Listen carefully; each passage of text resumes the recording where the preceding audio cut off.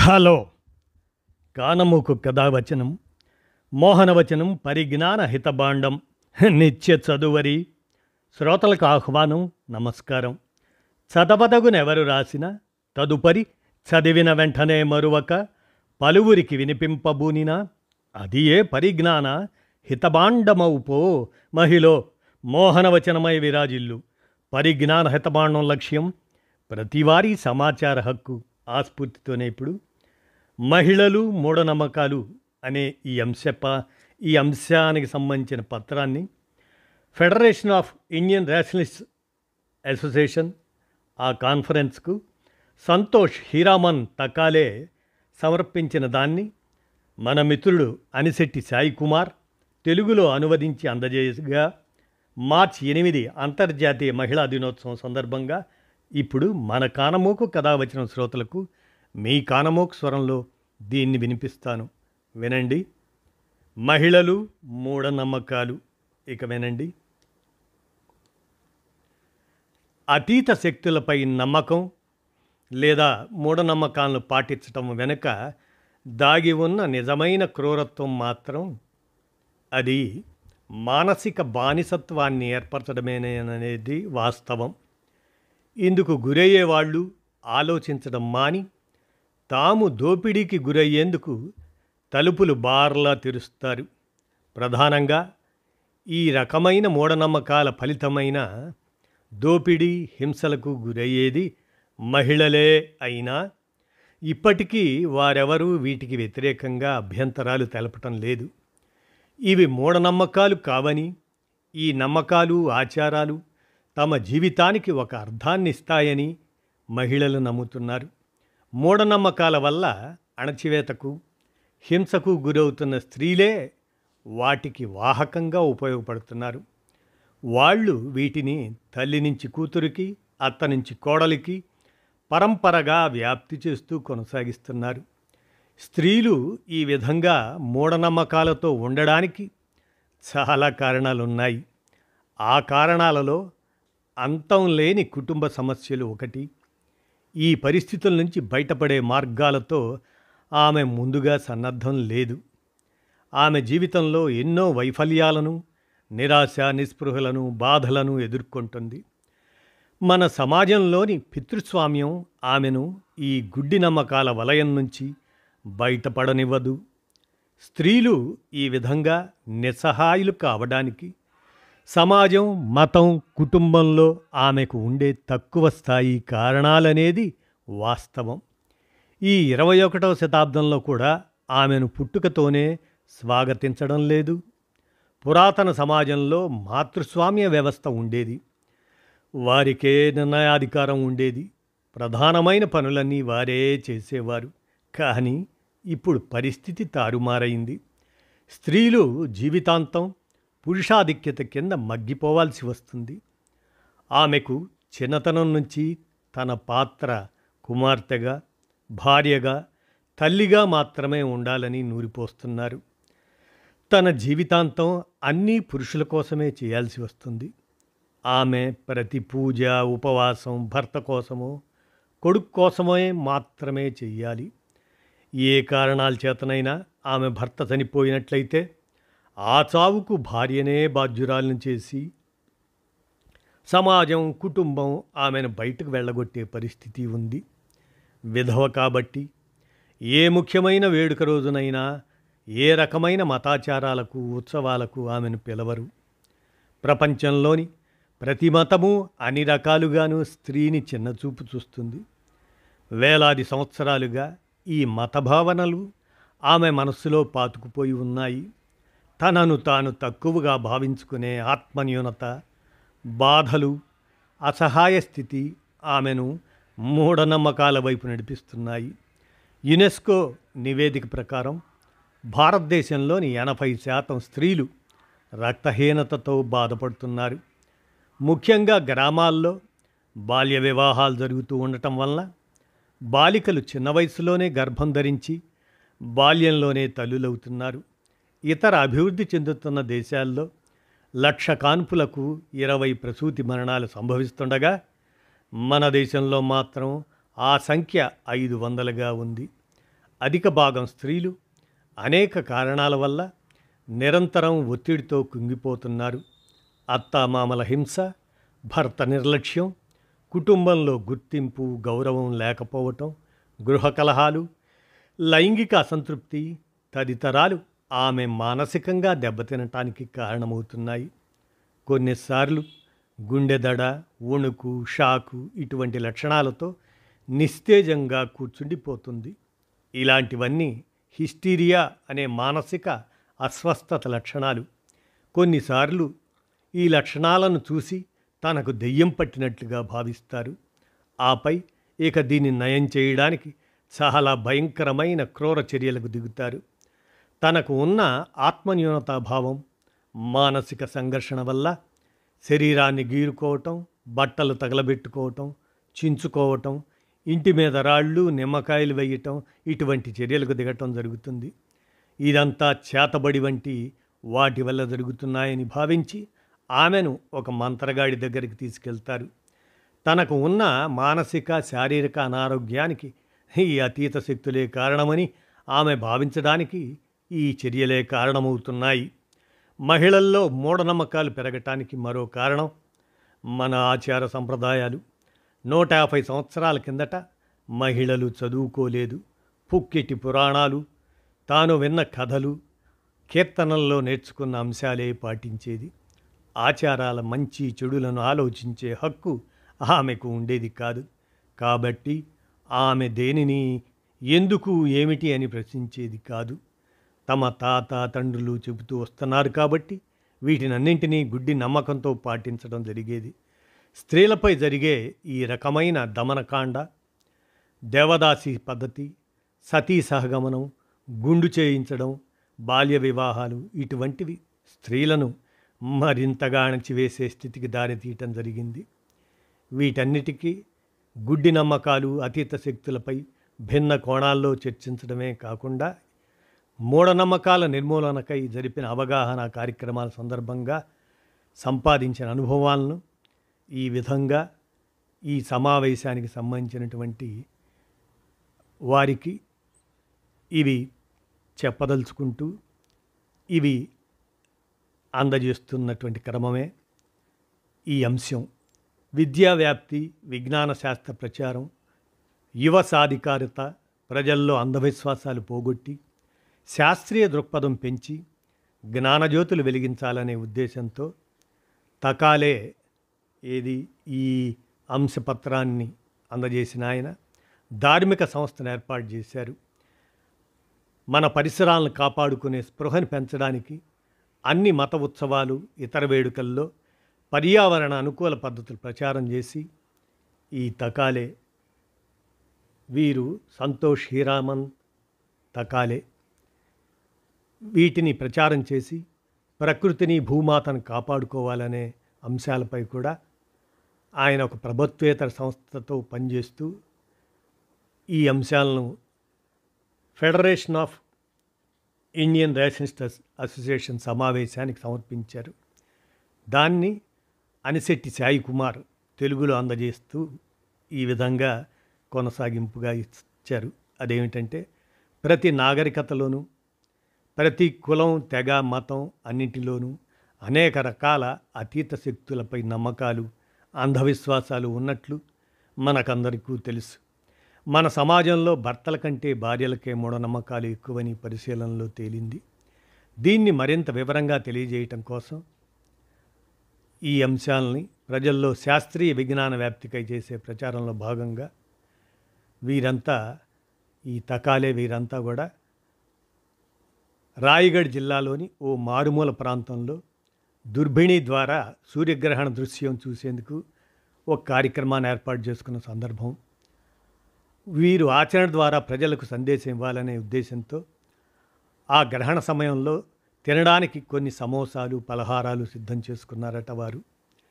అప్పుడు వీళ్ళని చూడటానికి వచ్చిన ఆ ప్రాంతపు జనాలు గ్రహణానికి సంబంధించి ప్రచారంలో ఉన్న అనేక అపోహలను, వాటి గురించిన సందేహాలను అడిగితే వాటన్నింటికీ వీరు ఈ తకాలే వారి బృందం వారికి హేతుబద్ధంగా సమాధానాలు చెప్పారు.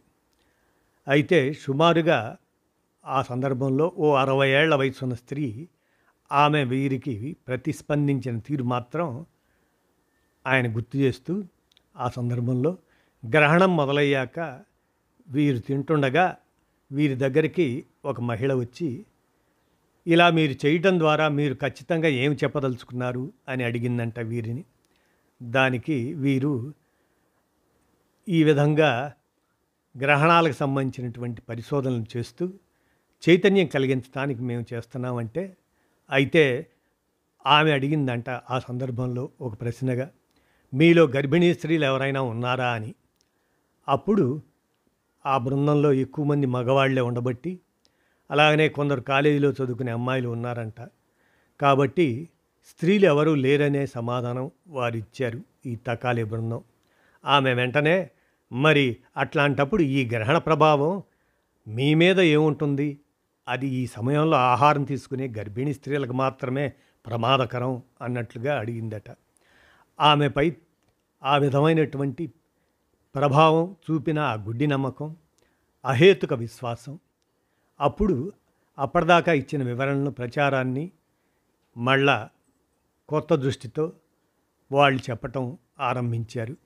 అంతరిక్షానికి చెందిన వాటి గురించి, రాహుకేతువుల వంటి పాముల గురించి చాలా చాలా ప్రభావం ఉంటుందని ప్రజల్లో ఉన్నటువంటి ఆ మూఢనమ్మకాన్ని చిన్నతనం నుంచే ప్రజల్లో వాళ్ళ మెదళ్ళలో వాటిని నూరిపోస్తున్న విధానం, దాని గురించి వారికి వివరించటం, దాంతో వాటిని అలాగే భావిస్తూ వాటి అసంబద్ధతను ఎవరైనా ప్రశ్నిస్తే వాటికి చిలవల పలవలుగా అనేక సమస్యలు చెప్పి వాటిని శాస్త్రీయమైనవిగా చూపేందుకు ప్రయత్నం చేస్తాము మేము అని ఈ బృందం వారికి ఆ గ్రామ ప్రజలకు చెప్పారు. ఈ మూఢనమ్మకాలు, అంధవిశ్వాసాల వెనకనున్న అసలైన దారుణం ఏమిటంటే అవి ప్రజల్ని మానసిక బానిసత్వంలో పడేస్తాయి. దీంతో వ్యక్తులు తమ ప్రవర్తన గురించి ఆలోచించడం మానివేస్తారని, అప్పటి వరకు చదువుకున్న శాస్త్రీయ జ్ఞానం అంతా పక్కన పెట్టి తప్పొప్పుల గురించి ఆలోచించకుండా తమ మనసులో ఈ దోపిడీ భావాలకు తలుపులు బార్లా తెరిచి ఉంచుతారు ప్రజలు అనే అంశాన్ని వారికి చెప్పి చైతన్యం చేయటానికి ప్రయత్నించారు. అట్లానే ఈ మూఢనమ్మకాలు స్త్రీలలోనే ఎక్కువని వారికి తెలియజెప్పి, ఈ మూఢనమ్మకాల వలన వచ్చే దోపిడీ హింసలకు బలయ్యేది మహిళలే అని, అయినప్పటికీ మహిళలు వీటికి వ్యతిరేకంగా మాట్లాడడం లేదని, ఇవి మూఢనమ్మకాలు కావని, ఈ నమ్మకాలు, ఆచారాలు తమ జీవితాన్ని అర్థవంతం చేస్తాయని ఆ విధంగా నమ్ముతూ ఉండబట్టే ఈ మూఢనమ్మకాలకు బలైపోతున్న స్త్రీలు ఈ అంధవిశ్వాసాలకు వాహకులుగా మిగతా స్త్రీలకు ఒక తరం నుంచి మరో తరానికి అందజేస్తున్నట్లుగా వారికి తెలియజేస్తే, తల్లి కూతురికి, అత్త కోడలికి నూరిపోస్తుంటుంది. వారెప్పుడూ ఇందులోని అహేతుకను ప్రశ్నించరు. ఈ రకమైన బోధన తరతరాలుగా కొనసాగుతూ స్త్రీలలో మిగిలి ఉంటుంది. స్త్రీలు మరింతగా మూఢనమ్మకాల్లో కూరుకుపోవడానికి ఈ పరిస్థితులతో పాటు తాము పుట్టి పెరిగిన సామాజిక వాతావరణం కూడా కారణం. నిరంతరం వారు జీవిస్తున్న ఒత్తిడితో నిండిన పరిస్థితి మరో కారణం. ఈ రకమైన పరిస్థితుల నుంచి బయటపడే మార్గాల గురించి వారికి తెలియజేయాల్సిన బాధ్యత మనలాంటి హేతువాద సంఘాలు, శాస్త్రీయ దృక్పథంతో కలిగినటువంటి మేధావుల ఆవశ్యకత ఎంతైనా ఉందని ఈ సందర్భంగా చెప్తూ, మనం నిరాశ దుఃఖంలో మునిగి ఉంటున్న ప్రజల మధ్య ఈ అంధవిశ్వాసాల వలలోంచి బయటపడే మార్గాన్ని అన్వేషించడానికి మన సమాజంలో ఉన్న పితృస్వామ్య భావజాలం అంగీకరించదు. కుటుంబంలో వారికి ఉన్న తక్కువ స్థాయి మహిళలకు సమాజం, మతం అనేవే స్త్రీలు నిస్సహాయులుగా ఉండిపోవడానికి కారణమని, ఈ 21వ శతాబ్దంలో కూడా ఆడపిల్ల పుట్టుకను సమాజం సంతోషంగా ఆహ్వానించడం లేదు. దీనివల్లనే స్త్రీ పురుష నిష్పత్తిలో తీవ్రమైన తేడా వచ్చింది. కొన్ని రాష్ట్రాల్లో గణాంకాల ప్రకారం స్త్రీ పురుష నిష్పత్తిని చూస్తే 1000 మంది పురుషులకు 900 మంది స్త్రీలు మాత్రమే ఉన్నారు. దీంతో మనం ఆడపిల్లను రక్షించండి, ఆడబిడ్డను చదివించండి ఇటువంటి పథకాలు అమలు చేస్తూ తీవ్రంగా తగ్గిపోతున్న స్త్రీల సంఖ్యను సమానం చేసే ప్రయత్నం చేస్తున్నాం. వయసుడిగిన తర్వాత తమ బాగోగులు చూసుకుంటాడనే ఆలోచనతో పాటు పున్నామ నరకం నుంచి తప్పించేది కొడుకే అనే అంధవిశ్వాసం కూడా ఇందుకు కారణమవుతుంది. పెళ్ళాం వచ్చిందాకా మాత్రమే కొడుకు కొడుకుగా ఉంటాడని, కూతురు మాత్రం జీవితాంతం కూతురుగానే ఉంటుందని మనందరికీ తెలుసు. ఈ గడ్డ మీద పుట్టిన రాణి ఝాన్సీ లక్ష్మీబాయి, ఇందిరాగాంధీ, కల్పనా చావ్లా, కిరణ్ బేడీ వంటి వారి ఎందరో బాలికలు బాధ్యత కలిగిన వారని, కుటుంబానికి బరువు కాదని నిరూపించారని, ఇంతకు మించి ఏం కావాలి? ఇండియాలో నిరుపేద గిరిజన సముదాయాలతో పోల్చి చూసేట్లయితే స్త్రీ శిశువుల భ్రూణహత్యలు విద్యావంతులు బాగా కలిగిన కుటుంబాల్లోనే చాలా ఎక్కువనేది ఒక చేదు నిజం. స్వతంత్రం వచ్చిన తర్వాత మన రాజ్యాంగం స్త్రీ పురుష సమానత్వాన్ని ఆమోదించింది. కానీ ఇప్పటికీ ఈ సమానత్వం చాలా రంగాలను తాకలేదు. అసెంబ్లీ పార్లమెంట్ సీట్లు కావచ్చు, ఉద్యోగ అవకాశాలు కావచ్చు, అట్లానే సమానమైన పనికి సమానమైన జీతం కావచ్చు, ఆస్తిలో హక్కులు కావచ్చు, వీటన్నింటిలో వివక్ష కొనసాగుతూనే ఉంది. ఇక్కడి స్త్రీలు అనేక రకాల పరీక్షల్లో ప్రథములుగా వచ్చి అనేక రంగాల్లో తమ ప్రతిభను చూపిస్తుండగా, అదే మహిళలు వ్యక్తిగతంగా విధవరాండ్రుగాను, పరిచితులుగాను, వరకట్నానికి బలైపోయిన వారిగాను ఉన్నారు. ఓవైపు ఇక్కడ కొన్ని ప్రధాన పార్టీలను మహిళలే నడిపిస్తుండగా, మరోవైపు మొత్తం ఎమ్మెల్యేలు ఎంపీల సీట్లలో స్త్రీలు కనీసం 5% కూడా పెంచడం లేదు. ఈ విధంగా రాజకీయాల్లోనే కాకుండా ఆర్థికంగా, మత సాంస్కృతిక పరంగా, సామాజికంగా స్త్రీలు వెనకబడి ఉండటానికి అనేక రకాలుగా ఈ మూఢనమ్మకాలే కారణమవుతున్నాయి. తన జీవితాంతం అన్నీ పురుషుల కోసమే చేయాల్సి వస్తుంది. ఆమె ప్రతి పూజ, ఉపవాసం భర్త కోసమో కొడుకు కోసమో మాత్రమే చేయాలి. ఏ కారణాల చేతనైనా ఆమె భర్త చనిపోయినట్లయితే ఆ చావుకు భార్యనే బాధ్యురాలను చేసి సమాజం, కుటుంబం ఆమెను ఇంట్లోంచి వెళ్ళగొట్టే పరిస్థితిలో ఉంది. ఏ ముఖ్యమైన వేడుక రోజైనా విధవ కాబట్టి ఏ రకమైన మతాచారాలకు, ఉత్సవాలకు ఆమెను పిలవరు. నవమాసాలు మోసి కన్న కూతుర్ని కన్యాదానం చేసే హక్కు కూడా ఆమెకు లేదు. మన సాంప్రదాయిక ఆచారాల్లో ఎంతటి అహేతుకత ఉంది, ఆ ఆచారాలు ఆశించేదేమిటి అనేది అర్థం చేసుకోవడానికి మచ్చుకు 2 వ్రతాలని మనం పరిశీలిస్తే అవి సావిత్రి వ్రతం, మంగళగౌరీ వ్రతం. ఈ వ్రతాల తంతులు, ఉద్దేశాలు సాధించడం అనేది తార్కికంగా అసాధ్యం. ఎందుకంటే ఒక మతం తనకంటే వయసులో పెద్దవాడై ఉండి తీరాల్సిన భర్త 7 జన్మలకు అదే భర్త ఉండాలంటుంటే, మరొకటేమో భర్త చనిపోకముందే భార్య సుమంగళిగా చనిపోవాలంటుంది. ఈనాడు భారతదేశం అనేక రంగాల్లో ముందుకు దూసుకుపోతుంది. అయినా ఇప్పటికీ కొన్ని కులాలు, మతాలు చిన్నతనంలోనే భర్తను పోగొట్టుకున్న యువతులు తిరిగి పెళ్లి చేసుకోవడాన్ని అనుమతించడం లేదు. ప్రపంచంలోని ప్రతి మతము అన్ని జీవన కోణాల్లోనూ స్త్రీలను తక్కువగానే చూస్తుంది. మగ దురహంకార ప్రవర్తన నియమావళిగా ఉండే మనుస్మృతి మహిళల గురించి ఏం చెబుతుంది చూడండి. ఒక బాలిక ఎప్పుడూ పూర్తిగా తండ్రి చెప్పు చేతల్లో ఉండాలని, యువతిగా పెళ్ళయి ఉన్నప్పుడు భర్తకు విధేయురాలిగా మసులుకోవాలని, వృద్ధాప్యంలో కొడుకు పంచన ఉండాలని, నస్త్రీ స్వాతంత్రమర్హతి అంటే స్త్రీకి స్వతంత్రంగా బతికే హక్కు లేదు అన్నాడు మనువు. చరిత్రలో ఇటీవలి కాలపు కవి తులసీదాసు అపవిత్రమైన శూద్రులు అందరూ పశువులతో సమానమని, మరీ ముఖ్యంగా ఆడవాళ్ళందరినీ వెరగదన్నాలని ఉటంకించాడు. అదేవిధంగా అన్ని ఇతర మతాలు స్త్రీలపై ఆధిపత్యం వహిస్తూ వివక్ష చూపాయి. బైబిల్ చెప్పే దాని ప్రకారం పురుషుడికి తోడుగా ఉండడానికి, సేవలు చేయటానికి దేవుడు పురుషుడి పక్కటెముక నుంచి స్త్రీని సృష్టించాడని, తొలి స్త్రీ అయిన అవ్వ నిషిద్ధ ఫలాన్ని తిని పాపానికి ఒడిగట్టిందని, అది జ్ఞానవృక్షపు ఫలం. ఎందుకంటే మానవ జాతికి ఆది దంపతులైన వారిద్దరూ స్వర్గాన్ని వదిలి భూమిపైననే జీవించారు. ఇక యూదుల్లోనైతే అనుకోకుండా రొట్టె మాడిపోయినంత చిన్న కారణానికి కూడా ఆమెకు భర్త విడాకులు ఇవ్వవచ్చు. ముస్లిం మతంలో అయితే స్త్రీని 2 రకాలుగా వేధింపులకు గురి చేస్తూ అసహాయరాలిగా, రక్షణ లేని విధంగా చేశారు. బహుభార్యత్వాన్ని అనుమతించి భరణం లేకుండా భర్త ఎప్పుడు కావాలంటే అప్పుడు అతి తేలికగా విడాకులు ఇచ్చేందుకు మత ప్రకారం అనుమతించారు. జైన మతం ప్రకారం మహిళలకు దైవజ్ఞానాన్ని, అధికారాన్ని అర్థం చేసుకునేంత తెలివితేటలు కానీ లేవని, అలాగనే పురాతన కాలపు కొద్దిమంది హేతువాదుల్లో ఒకడైన గౌతమ బుద్ధుడు సైతం స్త్రీలపై తక్కువ స్థాయి అభిప్రాయం వెలిబుచ్చాడు. ఆయన చెప్పేదాని ప్రకారం, బుద్ధుడు చెప్పేదాని ప్రకారం కొన్ని వేల సంవత్సరాలు మనుగడ సాగించాల్సిన బౌద్ధమతం వారి ఆరామాల్లోకి స్త్రీలు ప్రవేశిస్తే 500 ఏళ్లకే అంతమైపోతుంది అని ఆయన చెప్పాడు. ఇట్లా అన్ని మతాలు స్త్రీని తక్కువ స్థాయిలోనే చూశాయి. స్త్రీలకున్న మానసిక, శారీరక అనారోగ్యాలు అవి కూడా ఆమె మరింతగా మూఢనమ్మకాల్లో కూరుకుపోవటానికి కారణమవుతున్నాయి. పుట్టిన దగ్గర నుంచి ఆమె ఆరోగ్యం ఉద్దేశపూర్వకంగా నిర్లక్ష్యానికి గురవుతుంది. ఆమెకు ఎప్పుడూ ఆరోగ్యం, పుష్టి ఇచ్చే తిండి ఉండదు. ఇంట్లో వంశోద్ధారకుడంటూ ముందుగా మగబిడ్డను మేపి ఆ తర్వాత మిగిలిన ఎంగిలి మెతుకులు ఆడపిల్ల ముఖాన కొడతారు. దాంతో ఆ బిడ్డ పోషకాహార లోపానికి గురై సరైన శారీరక పెరుగుదల లేకుండా బలహీనమైపోతుంది. దీనికి తోడు 15 ఏళ్ళు వచ్చి రాకముందే ఆ పిల్లకు పెళ్లి చేసేస్తున్నారు.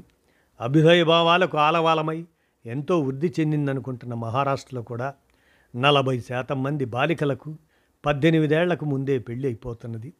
పెళ్ళి అవ్వడం ఆలస్యం, వెంటనే గర్భం దాలుస్తుంది. ఇట్లా బలహీనంగా ఉన్న ఆమె తన గర్భస్థ శిశువుకు పోషణ అందించడం ఎట్లా సాధ్యమవుతుంది?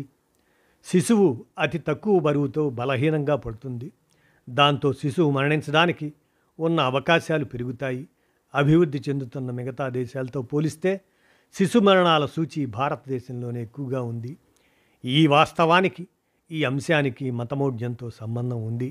మగబిడ్డ కావాలనే ఆకాంక్ష ఎక్కువ కాన్పులకు, శిశు మరణాలకు దారితీసి దానివల్ల తల్లి రక్తహీనతకు గురై అనేక వ్యాధులకు లోనయ్యే పరిస్థితులు ఉన్నాయి.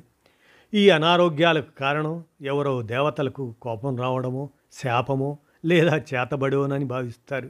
యునెస్కో నివేదిక ప్రకారం భారతదేశంలో 180% స్త్రీలు రక్తహీనతతో బాధపడుతున్నారు.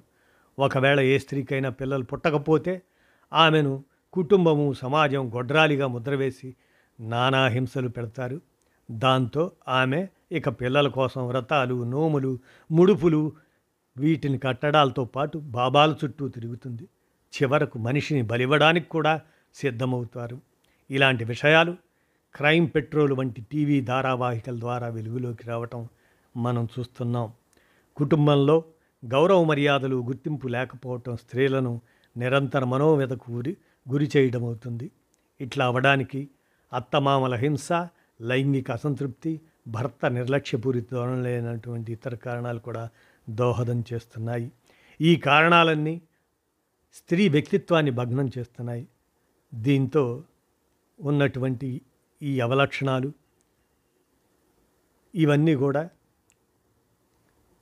కూడా అంధవిశ్వాసాలే కారణంగా మరి వీటిని భారతీయ సమాజమే సమాధానం చెప్పాలి. కొన్ని భారతీయ సముదాయాల్లో సతీ సహగమనం చేయడం అనేది మతపరమైన దహనం చేసే ఆచారం. దీని ప్రకారం భర్త మరణించిన భార్య స్వచ్ఛందంగానో బలవంతం చేయడం వలనో తీవ్రమైన హింసకు గురై కానీ భర్త శవంతో పాటు చితిలో దూకి ఆత్మాహుతి చేసుకోవాలి. ఈ ఆచారం అరుదుగా ఉండేది. దీన్ని 1829 నుంచి చట్ట వ్యతిరేకంగా ప్రకటించారు. కానీ 2 దశాబ్దాల క్రితం కూడా రాజస్థాన్లో జరిగిన సతీ సహగమన సంఘటన నిజంగా లోకం కళ్ళు తెరిపించింది. హిందూ మతంలో దేవదాసి సంప్రదాయం అనే ఒక పద్ధతి ఉంది. దీని ప్రకారం బాలికలకు ఊరి పెద్ద మనిషి చేత తాళి కట్టించి గుడి చేటిగా దేవుడికి లేదా గుడికి అంకితం చేస్తారు. ఇదంతా నాగరిక సమాజంలోనో, గుడిలోనో, ఇంట్లోనో జరిగిపోతుంది. దక్షిణ భారతదేశంలోని కర్ణాటక రాష్ట్రంలో 1000 సంవత్సరాలకు పైగా దేవదాసి వ్యవస్థ పాతుకుపోయి ఉంది. వాటిలో ప్రధానమైంది ఎల్లమ్మ సంప్రదాయం. ఈ మూఢాచార సంప్రదాయంలో దేవదాసీల చేత పూర్తిగా నగ్నంగా తయారు చేయించి పూజలు చేయించడం ఈ ఆచారంలోని దారుణానికి పరాకాష్ట. చాలామంది బాలికలు 15 నుంచి 16 సంవత్సరాల మధ్య తల్లులు కావటం సాధారణంగా మనం చూస్తూనే ఉన్నాం. ఇట్లా తల్లులు కావడం అనేది అటు ఆమె ఆరోగ్యం దృష్ట్యా కానీ, ఇటు సమాజానికి కానీ చాలా హానికరం. బాల్యం వికసించని వయసులో తల్లులైన వారు ముఖ్యంగా చిన్న పట్టణాలు, గ్రామాల్లో ఎక్కువగా కనిపిస్తారు. ఇటీవల ప్రపంచ ఆరోగ్య సంస్థ భారతదేశంలో నిర్వహించిన సర్వేలో 45% స్త్రీలు తమకు 18 సంవత్సరాలు రాకముందే పెళ్లి జరిగినట్లు అంగీకరించారు. భారతదేశంలో చట్ట ప్రకారం వివాహ వయస్సు మగపిల్లలకు 21 సంవత్సరాలుగాను, అమ్మాయిలకు 18 సంవత్సరాలుగాను ఉంది. భారతదేశంలో ఇప్పటికీ బాల్య వివాహాలు జరుగుతూనే ఉంటాయి. చట్టపరమైన వయసు వచ్చేదాకా తమ పిల్లలకు పెళ్లి చేయకూడదనే చాలా చోట్ల జనం ఆ అంశాన్ని పట్టించుకోవటం లేదు. 10-12 ఏళ్ల బాలికలకు పెళ్లి చేస్తే పరిస్థితి ఎట్లా ఉంటుందో ఊహించుకోండి. అమాయకురాలైన ఆ చిన్నపిల్లకు వివాహ బంధం అంటే ఏమిటో కూడా తెలిసే అవకాశం లేదు. ఆడుతూ పాడుతూ తిరిగే చిన్నారి బిడ్డను అకస్మాత్తుగా అత్తమామల దగ్గరకు పంపి తమ బిడ్డ సుఖంగా ఉంటుందని ఆ తల్లిదండ్రులు ఆశిస్తారు. ఇది పూర్తిగా బుద్ధి తక్కువ పనే కాకుండా సామాజికంగానూ నైతికంగానూ కూడా నేర చర్య. ఇట్లా పెళ్లి చేయడం ద్వారా అమాయకపు బాల్యాన్ని, తన బాల్యంలో అనుభవించాల్సిన ఆటపాటల అనుభవాల్ని చిదిమేస్తున్నామని గుర్తుంచుకోవాలి. భారతదేశంలోని అనేక వెనుకబడిన ప్రాంతాల్లో మంత్రతంత్రాలను నమ్ముతూ ఆచరిస్తున్నారు.